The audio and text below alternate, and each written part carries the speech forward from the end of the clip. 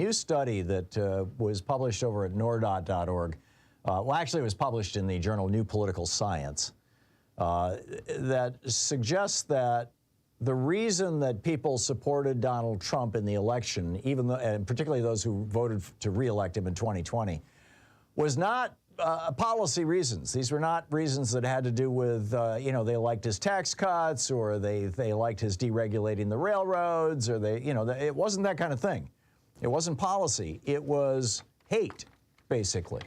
It was so-called social issues. Social issues is code for Republican hate talk.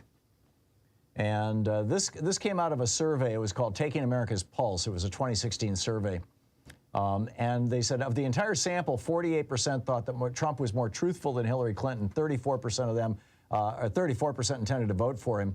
Trust in Trump was higher among men versus women, whites versus other ethnicities, and those with high school or some college versus those with a completed college education. So then they figured out what were the factors that caused people to vote for him. Those were not actually significant factors.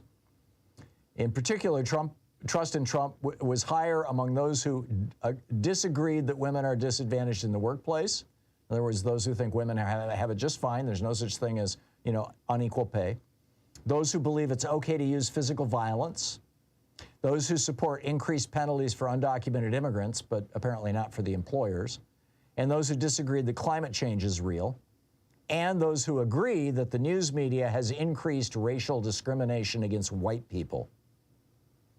Those who were skeptical that long-term interracial romantic relationships could be successful. Those who felt athlete protests during the national anthem were unacceptable.